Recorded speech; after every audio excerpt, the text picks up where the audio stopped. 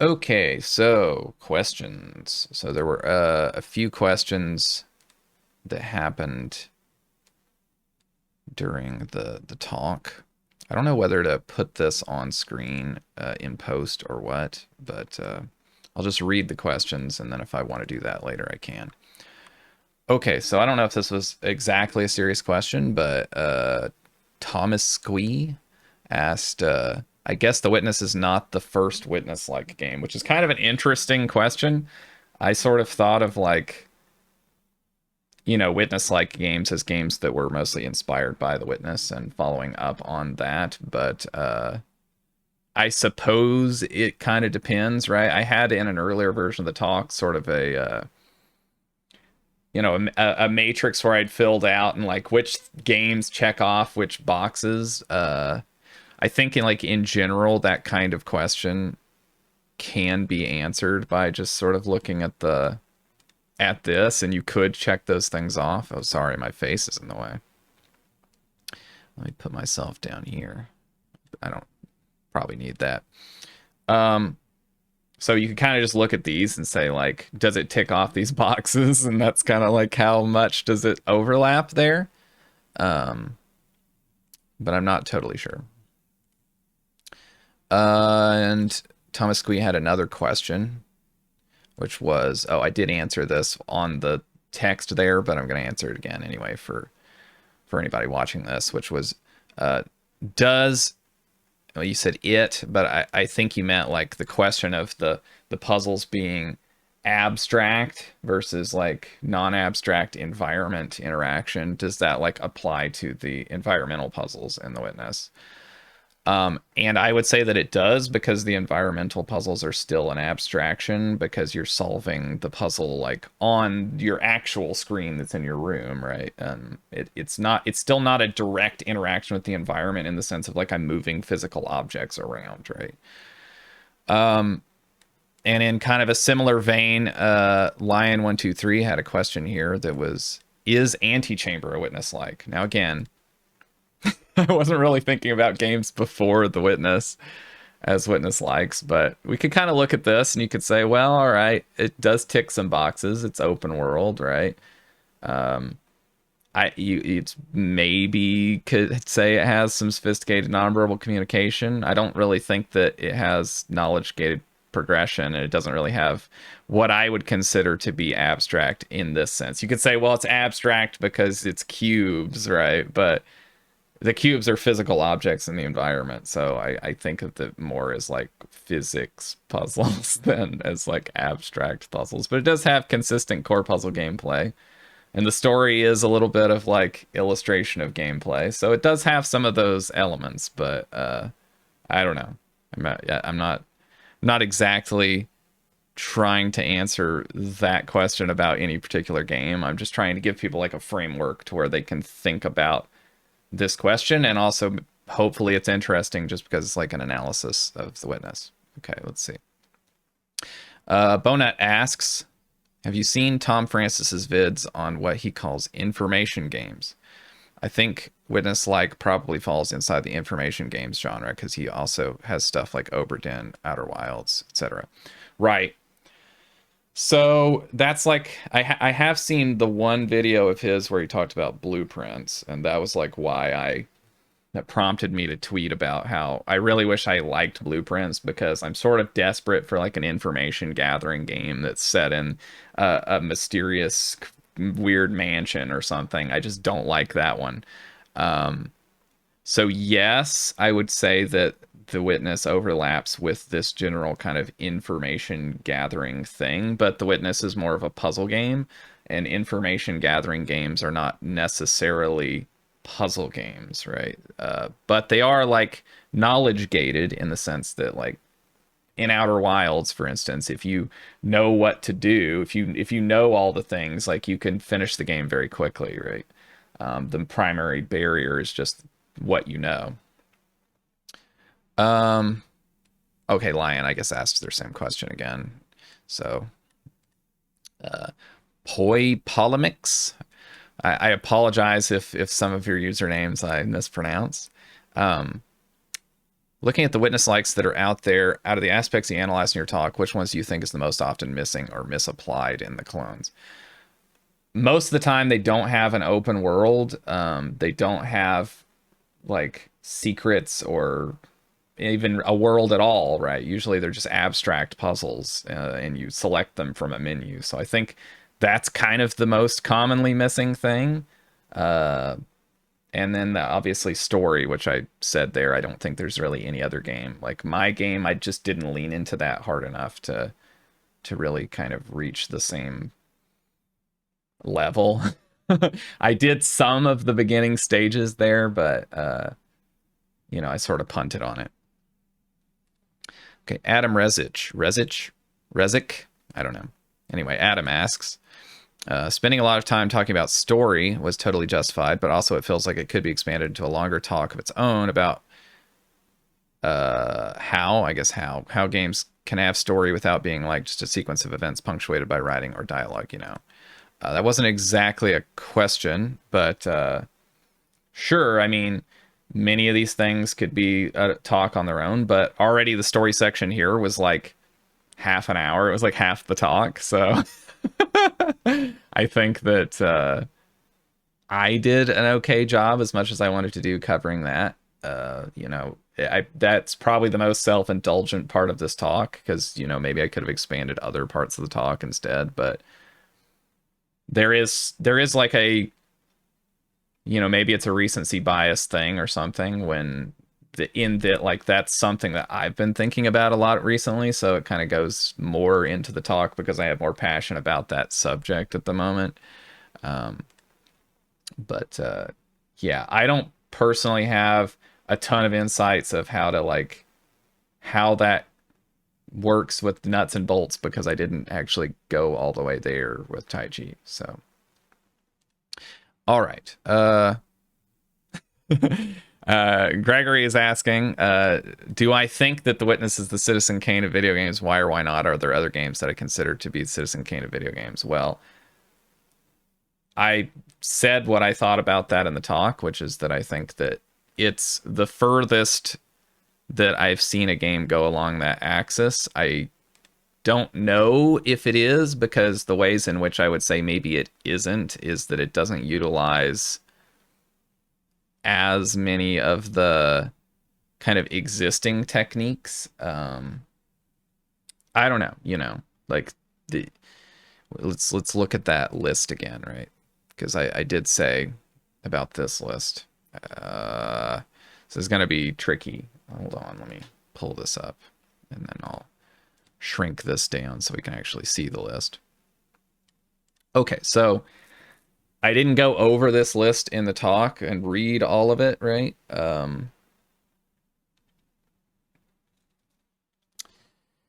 But I think like all of these things are things that are at the disposal of video games, right? And the ones that are unique to games are more important. And what are things that The Witness doesn't use as much? I mean, it does have a little bit of like dynamism in the game, because there's like the section with the randomly generated puzzles, right? But it doesn't really have so much of like player expression or creativity. You'd think like Minecraft or something where you can like build things in the game. That's certainly something that you can do in games that you can't really do anything else. And it doesn't do so much as far as like characters and dialogue and plot or things like that. Like it's sort of light on those things. So I don't know, maybe more could be done there, but I did sort of asterisk the things on the left over here that lots of these are probably worse in games because you have less control over them. Like in film, you'd have some things that, let's go back. You have some things that are actually enhanced by film, well, or even these, right? That you just have more control over in film versus when it was something in a play, right? Like you have more control over the lighting. You have more control over like the pacing and the acting, because you can do as many takes as you want and you can cut it together in post, and the musical accompaniment can be mixed exactly how you want it to be, right? So yeah, I mean, I maybe that's an overburdening on that particular question, but okay, let's move on. USDA Approved asked, was this the talk that was originally longer? I remember you talking about a 3+ hour talk. So yes, I cut half of the talk, basically. This was like the preamble to another talk that I wanted to give. And then there's maybe a very speculative thing, which some of this story stuff kind of points at in this one. But yeah, the second talk is still something that I'm planning on doing, and is a bit more of like an exact sequel to my my do's and don'ts talk from 10 years ago. But we'll see, because that's still in the very, very, very early stages. Okay, let's see. Okay, Spectre of Starman asks, this topic extends beyond the realm of witness likes alone, but I like the emphasis on using the medium to its fullest capacity and how early film largely just adapted the stage to the camera. Transforming this into a question, I suppose I could ask what elements you consider totally unique to games that can't be represented in other media at all. Well, we kind of just looked at that slide. So you can always pause the video and look at that. So these are the ones that I consider, that I put an and more because I felt like there's probably more. And I didn't want to rat hole on that forever. And it could probably be a talk on it in its own, just talking about like what are the unique things about games, right? Relative to other media. Okay, so that's all the ones that I've written down there. So now I got to find my stuff in chat. Oh no. Oh no. Doing things live. Okay, here's another one. Oh, this is a two-parter from Stale Fishies. Hold on. Okay, so Stale Fishies asks, your point on a game becoming about the words is something I think is actually a significant failure of the Witness. The audio logs overpower the rest of the game in meaning. Lots of people start thinking about the game solely in terms of what its audio logs say and never progress beyond that. Interesting.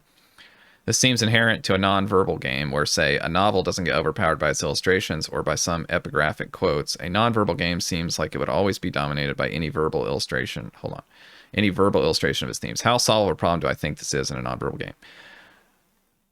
Well, that's why I mentioned this in the talk about the parable about the Buddha pointing at the moon, right? Where is this? Where do I have that? That nice picture. Here it is. Yeah, this picture.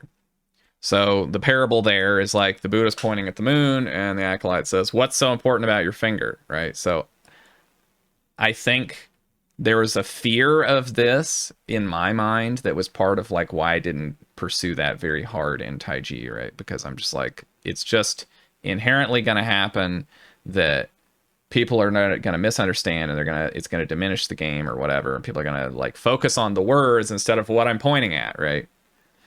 I just think that it's inevitable. You just have to accept that that's part of doing that, or you can not do it. But the thing that I learned from Taiji is when you don't do it, then you get people who say, "Oh, well, the game's just about like duality, man," And then you realize that nobody, even the people who think deeply about your game, think about it as deeply as you did, because you didn't put any of the things that you were thinking about into the game. You just had the stuff that was in the game. And the people who play the game spend, at best, like in Taiji's case, like 20 hours thinking about the game. And I spent like 8 years thinking about it. So of course I thought about a lot more deep and nuanced things that the game made me think about than what they're going to think about, unless I point at those things. But then I just have to accept that. But I think you have to be spare with it. I think, there was an earlier version of the Witness's story that had this kind of, as I mentioned, their interpersonal drama between the characters in the game, right? So there were like characters that are in conflict with each other, and that's where I say that like that becomes a problem, because then people totally focus on that. You're just kind of saying like people are trying to interpret what's there in the game and what could it mean, and they're using this as their primary like way to do that. And that is actually the purpose of those things in the game. Whereas if the story was like, you know, Fred built the glass factory and people don't like his glass so much and he's trying to sell it, but he can't, and, you know, he's going broke. It's like, then it becomes about those characters rather than like about, well, this is just like a interpretation of, because you do these puzzles here that involve reflection and you need glass to make mirrors, like that's why we did that theming, right? So I agree that yes, it's just going to happen that people focus on the words. Um, it's not something that I'm proposing in this talk of like, here's a solution to make sure that people don't just think the game's about the words. It's like, people will think that it's about the words, but you need to make sure that the words that you chose are chosen very carefully so that they're in alignment with what the game is about rather than pointing at the wrong things. Okay. Uh, okay, Anacoic asks, why did you choose to make a Witnesslike? I know you're interested in similar ideas before the Witness released, and why do you think people are drawn to the genre? So, you know, I don't want to burden down too much with the like going down the rabbit hole of like the history of Taiji. There's like a devlog post that I did about this, I think, somewhere.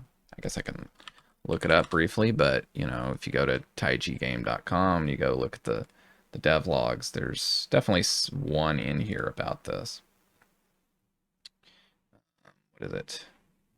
Trip down memory lane. It's right here.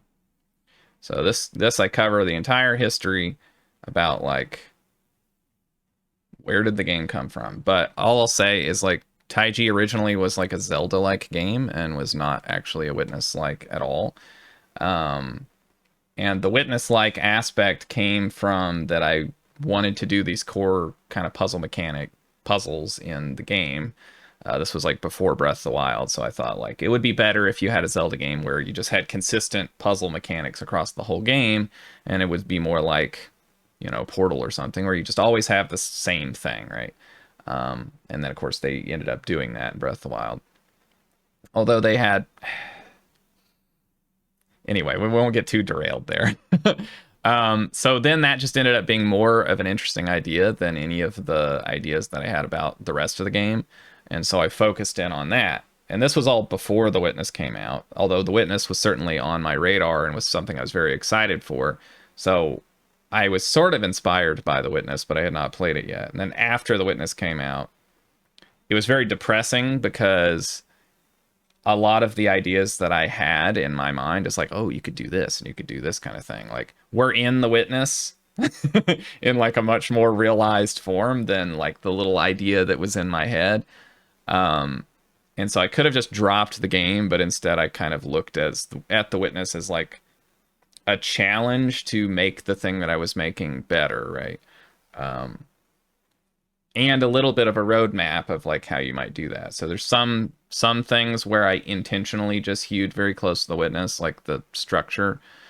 And then other things I was actually very exploratory, like in terms of the mechanics in the game, and it just ends up being that if you're making a game that's a non-linear game where you're expected to learn all the rules of like abstract symbols that are embedded into grid puzzles, then there's like only so many different things that you could potentially care about on a grid, and so some of the stuff ends up being really similar, right?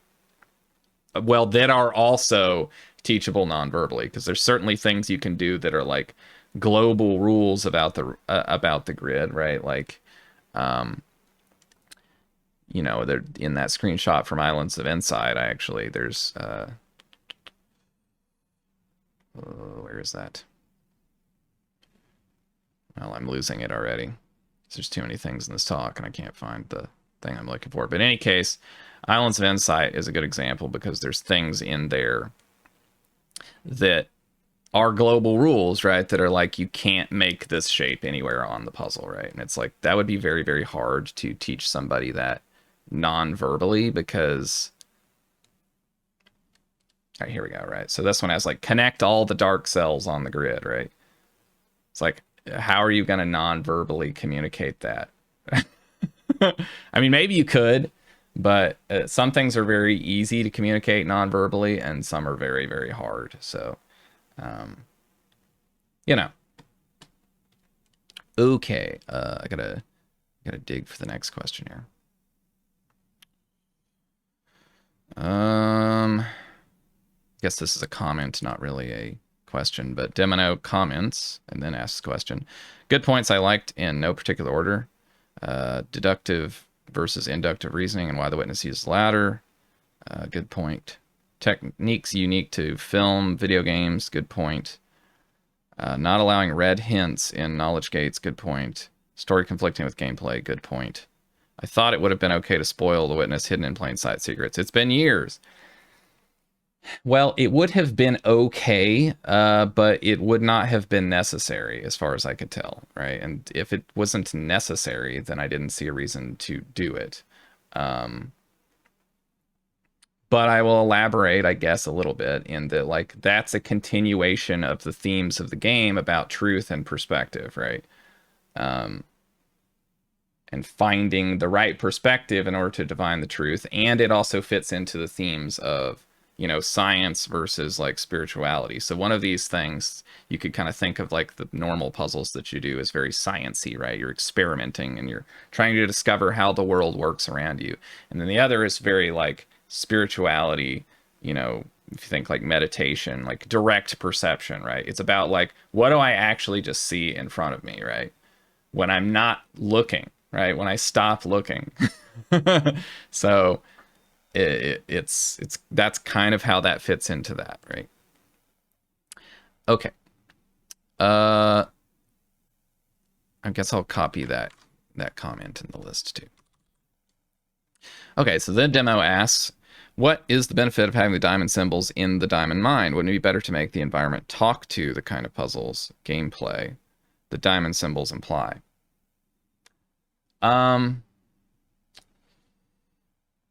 Well, I didn't say that the mine was a good theme. I just gave an example where I actually know why it was chosen, and it dovetailed with the point that I was making about that sometimes what you start with doesn't have to seem that brilliant. It just is something. Partly I want to kind of state that, like, it's better to have some reason that you connected those things than nothing at all, right? If you have nothing at all, then it feels like there's nothing at all. And if you have some reason, then maybe it feels like there is a reason. Now, as to whether you connected it abstractly with the rule, you know, maybe I could have done something, right? The area in the witness is sort of like this treetops area, but like the actual connection thing is maybe like just these bridges. I don't know, right?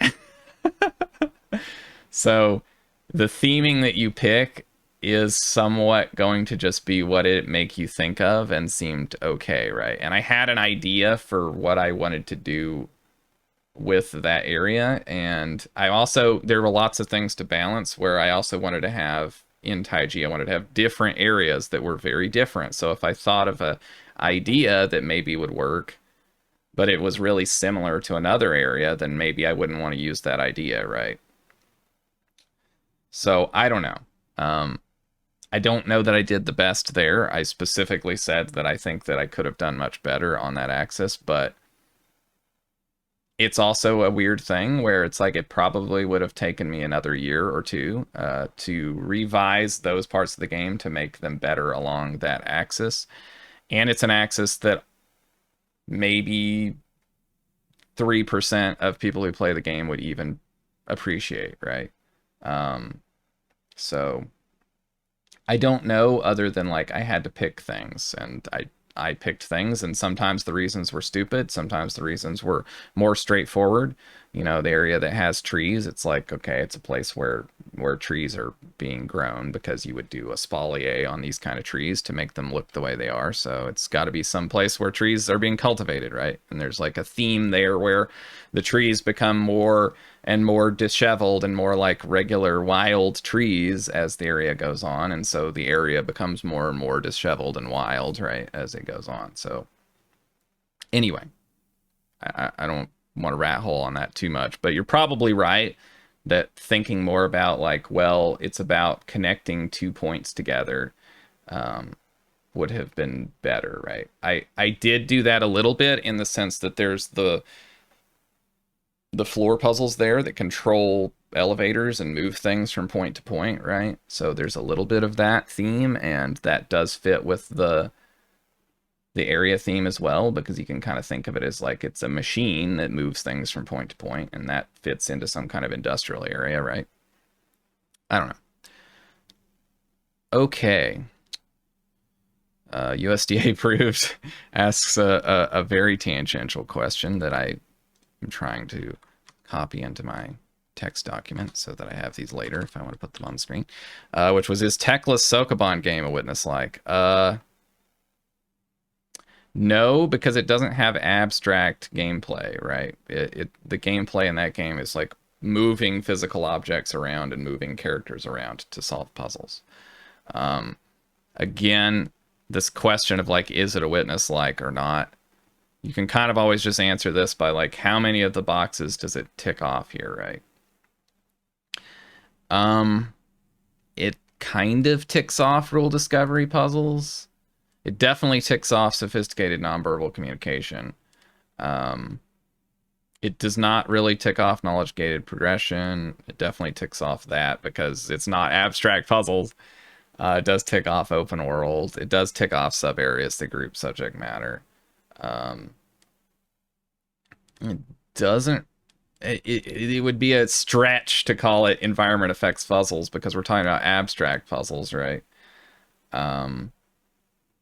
And the story is not really developed enough for me to say anything about at this point. But anyway, that's very tangent. Okay. Kind of an open question, says Demino. Apparently I can like triple click the thing and then I can select it. Are Witness-likes the best genre for the experiences Witness fans enjoy? I mean, there is some overlap, right, with this kind of information game that Tom Francis talks about, right? Or I might call it an information gathering game. There's definitely overlap there. But, I mean, people who like The Witness, they might like the game for any of the particular things in it, right? So they might like games that have big secrets in them, or they might like games that have a large aspect of exploration. Or they might like games that are like highly philosophical in some way. So I don't know. I mean, I think there's relatively few games that are in the genre very tightly. That's why I kind of listed those 4 at the start here. Let me bring that up again. So these are like ones that I've seen that hew the closest. Let me make that a little bigger. Which would be Shao, which unfortunately seems to be kind of on hiatus from development, so I don't know if that will ever come out. Taiji, of course. Sensorium, and then Lingo 2, I think, gets close enough that I would categorize it, whereas Lingo 1 is a little bit too haphazard, I think, in its design, for me to really feel like it's doing anything sophisticated with the nonverbal communication. Although Lingo 2 is still got some elements of it that I don't love, but it's not a question of whether or not I love these games. It's just, do they qualify enough that I would like shortlist them? I definitely would, and I think it's important to have multiple examples to draw on for you to like pattern match as like a person trying to figure out what this is, right? It's like, okay, here's some very clear examples. All right. Let's see, another question from Swimming Dragon. You said Witness is an art game and its end goal is transformation of the player's perceptions outside the game. Do you think Witness and its supposed formula is successful at doing so?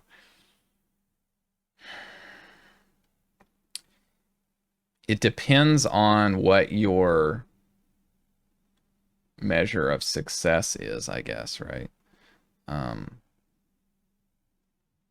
But largely, I think the conversation around the Witness has been much closer to what at least I feel like it should have been than, for example, what it was around Braid. Like Braid, I felt like I was the only fucking person that talked about anything other than like, oh, Tim's a creepy stalker and something something the atom bomb.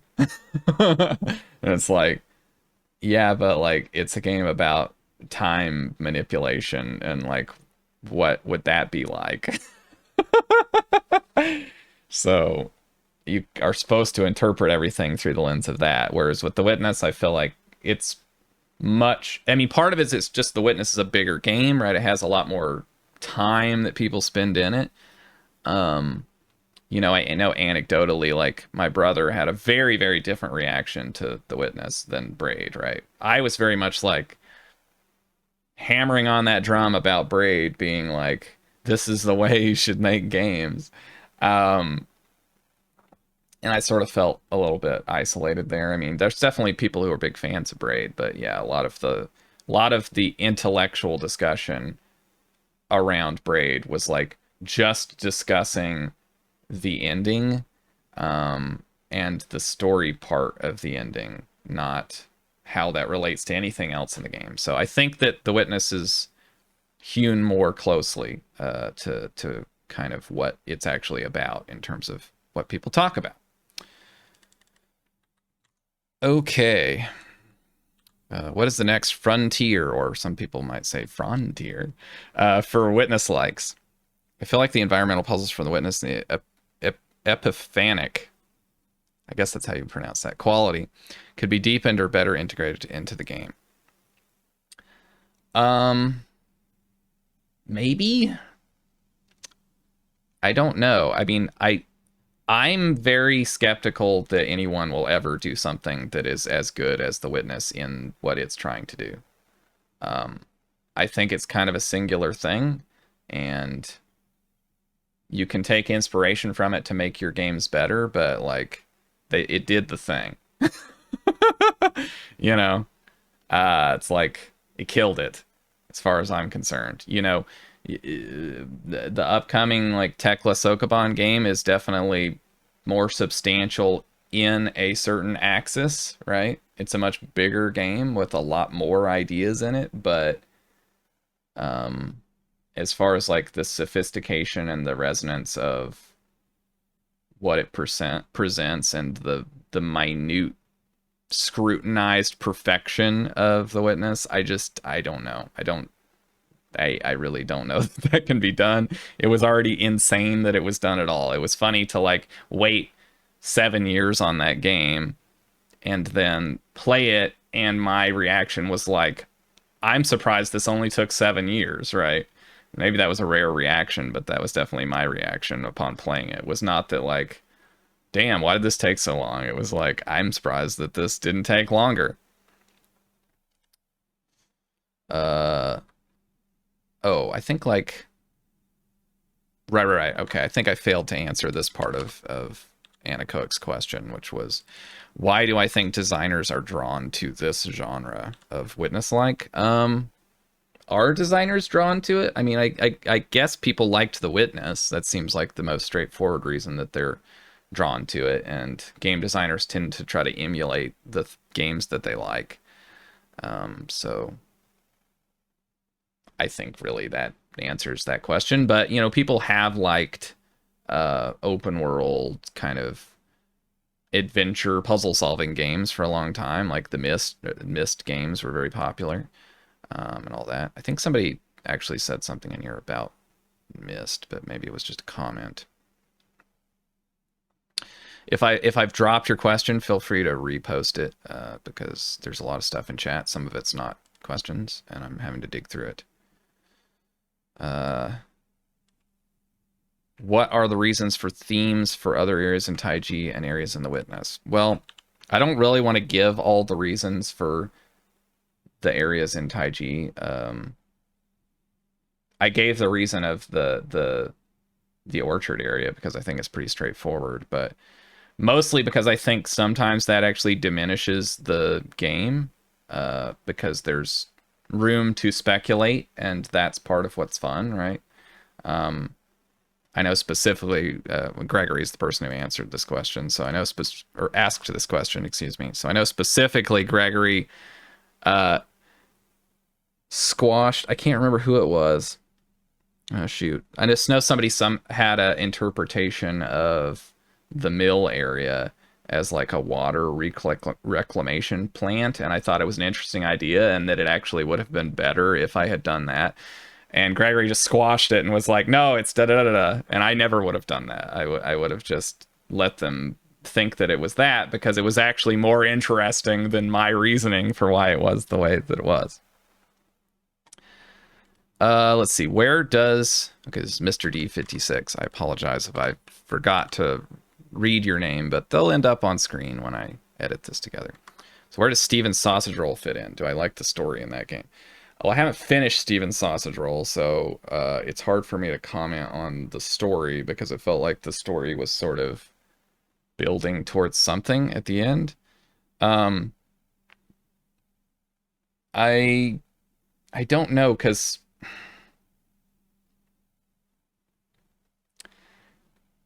the function of the story in that game is not clear to me, other than like it adds an additional motivator when you're playing the game, right? Because you kind of want to know where this story's going, because it, especially towards the end, where it starts to kind of feel like it's taking a twist that you maybe weren't expecting. All right, so Drew Shane says, question barrage. So let's see. High quality secrets. Could you qualify this in some way? Perhaps in the context of Witnesslikes or other puzzle genre games. Maybe quality has to do with your points about sophistication. Highly enjoyed the discovery of the true purpose of the elevator ending in The Witness, for example. This is but one small piece of a larger, multifaceted secret. Right. I'll just read the whole thing. I'm curious about the process of developing these kinds of secrets and doing more than simply crafting some kind of rudimentary escape room or scavenger hunt. For context, assume puzzle completion of Taiji in The Witness. Is quality often tied to this multifacetedness interwoven with the environment and themes, balancing subtlety and discoverability? Is secret quality something else entirely? Okay.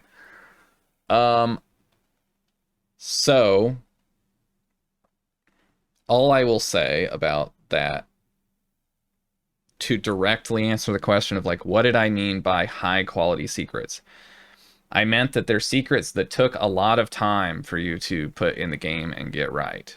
You know, there's secrets in The Witness, if we're just, let's say there's like individual environmental puzzles in The Witness that probably took them like 3 months to just do that one puzzle, right? And because it's just extremely difficult to pull off the thing, right? So that makes it a high quality secret, right? Because it's just clear to the player that it took a lot of effort to put this thing in the game. You don't want... I mean, a good example of like low quality secrets, maybe this is helpful. Like, let's compare Talos Principle 1 and Talos Principle 2. Talos Principle 1, although it has some low quality secrets, it has quite a few high quality secrets, right? That feel very natural and just kind of come out of what's in the game to begin with, right? I guess I can spoil this a little bit, right? So there's secrets in the game that involve like utilizing elements from one puzzle in another puzzle, right? At the time, that was more of a shocking thing than I think it is now, so it hasn't held up as well as I would have thought, unless you've just never heard of this game.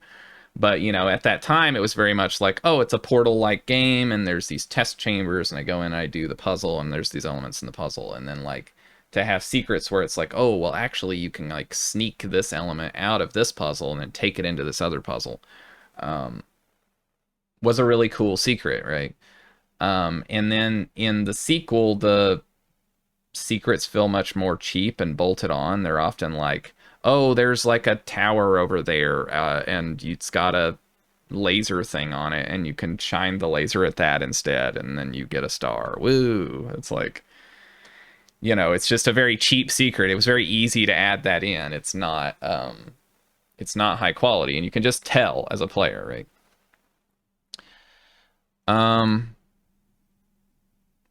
So yes, it does have something to do with sophistication, but like,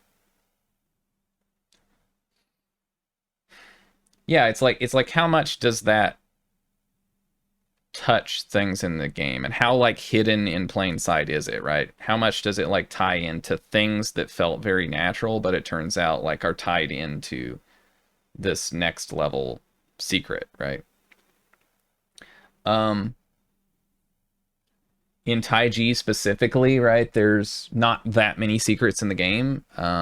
Some of them were very time consuming and difficult to get right. Some of them like almost happened on accident, but you would think maybe were time consuming and difficult to get right. And some of them are a little bit of a kludge, right?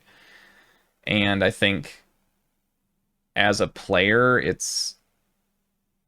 you can kind of tell which ones were more of a kludge than others, right? Um, Now that started to be kind of like a more metastructural thing about the game, where I like wanted to have a specific number of secrets because it just felt more complete.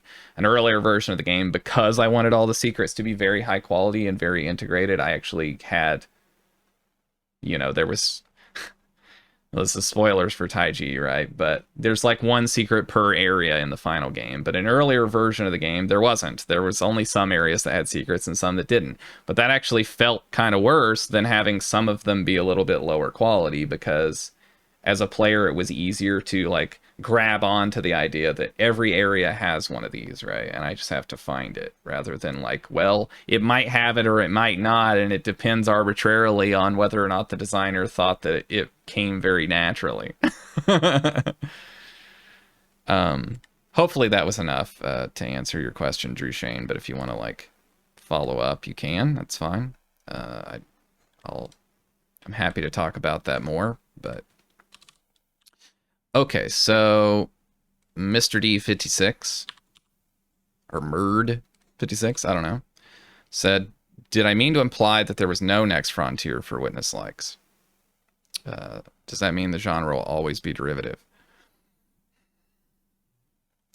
I think that there's a lot to learn from the witness, but I don't know other than to say that like puzzle games is a very reductive genre. And I talked with like Brian Moriarty about this a little bit, and like his take on it is you can kind of think of puzzle games as like canons in music, and or fugues, even more than that, right?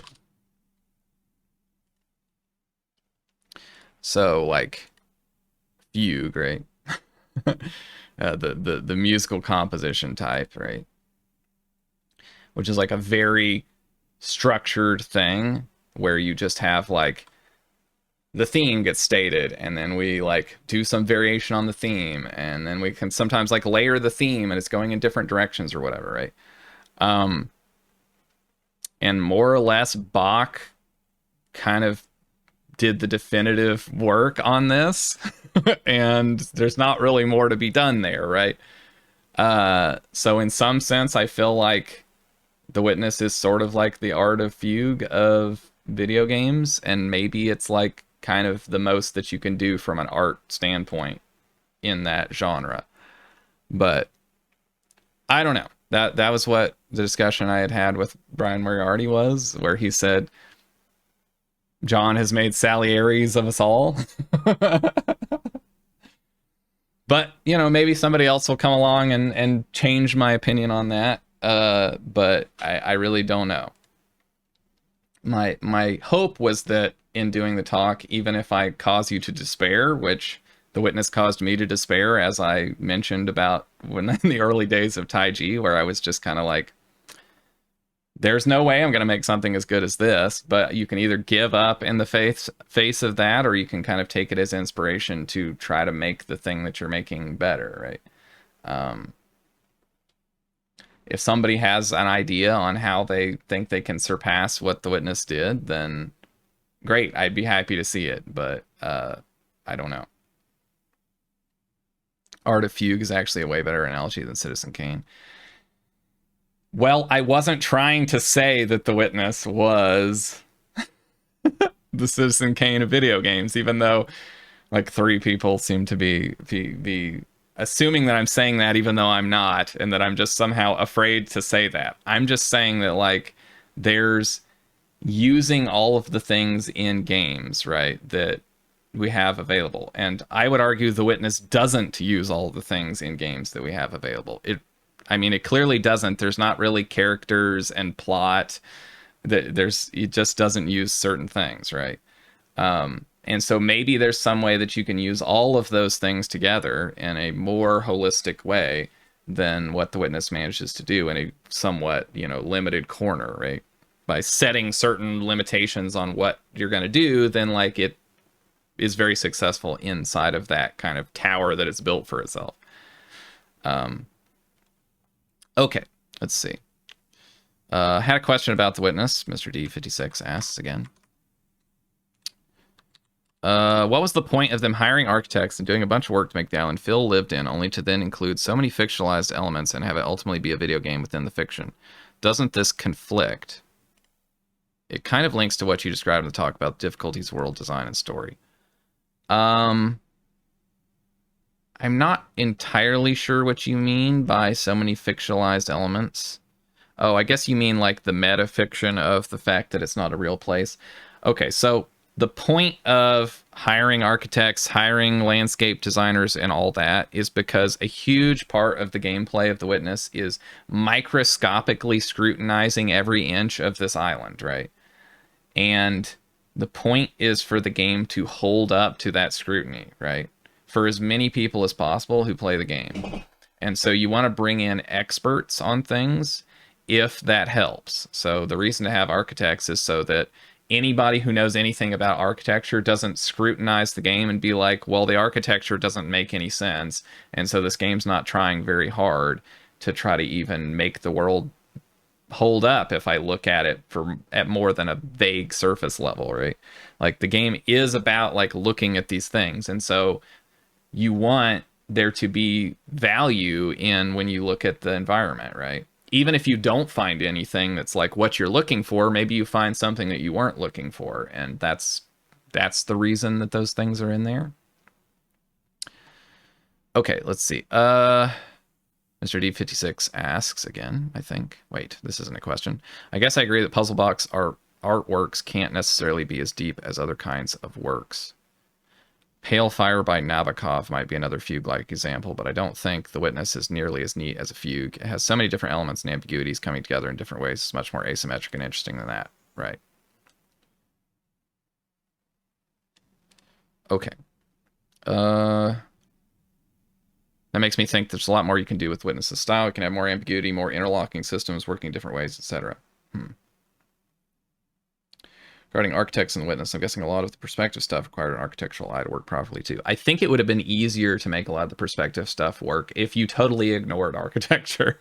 If you totally ignored whether or not the stuff made sense physically, then it would have been easier to do some of the things that the game wanted to do. But it's meant to hold up so that when you scrutinize these things, you don't see things that don't make sense and seem wrong, right?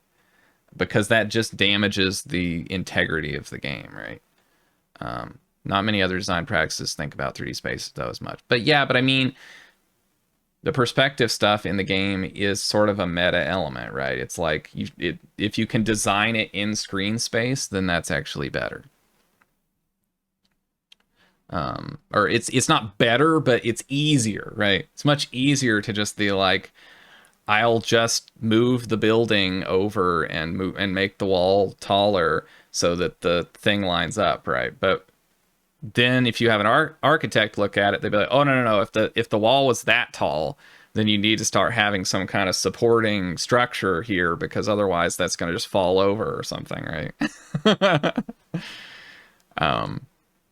Yeah.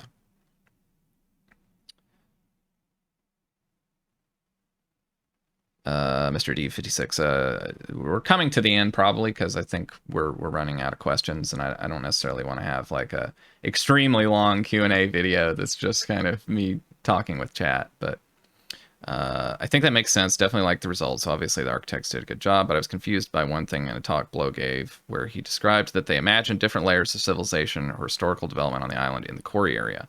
If it's not a real place, that confused me.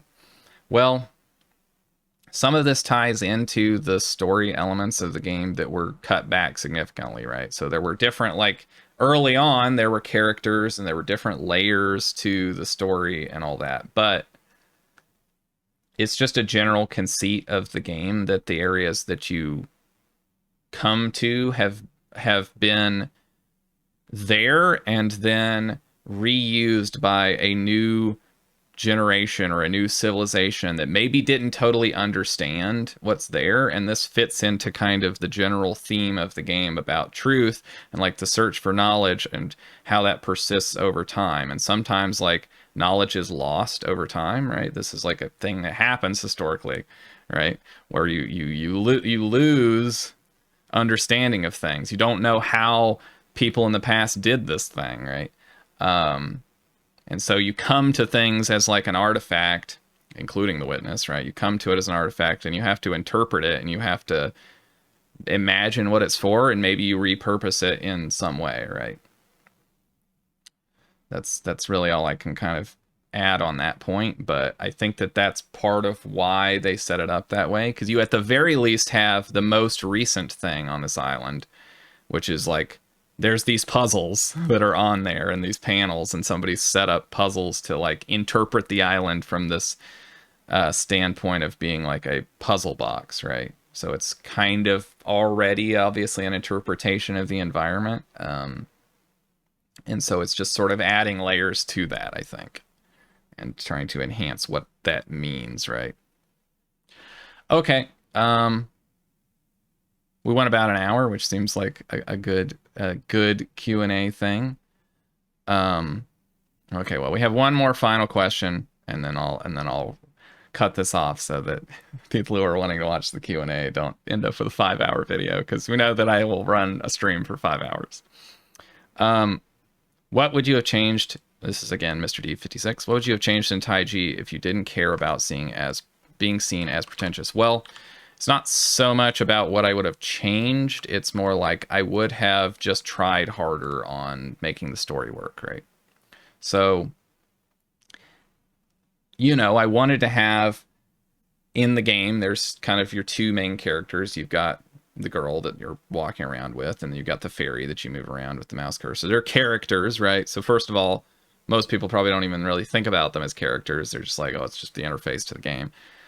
So I wanted them to have dialogue with each other, and I had ideas about the kinds of like things that would happen in the dialogue.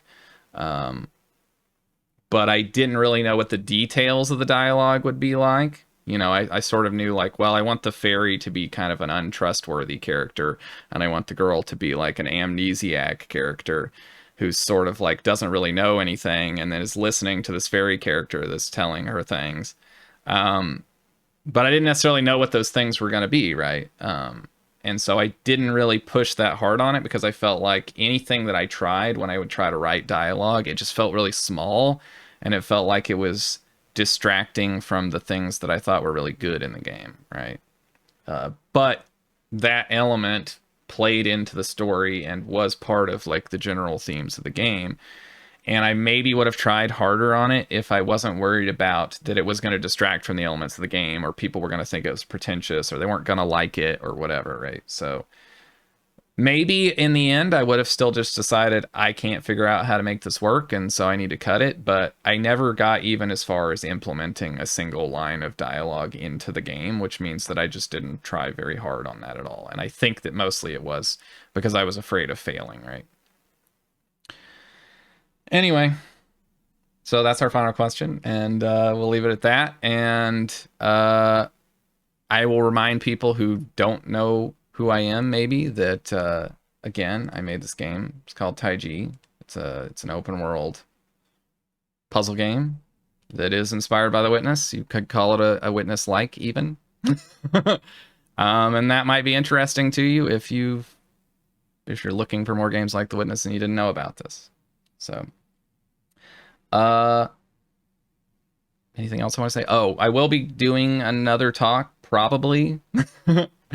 It's still super early. The next one is going to be more of a practical thing that maybe applies across all kinds of puzzle games, at least. So look forward to that, hopefully. But it is in early stages, so I don't know. It could all go south, and then I just decide that I can't do it. But thanks for watching, and I will see you all around on the internet, I guess.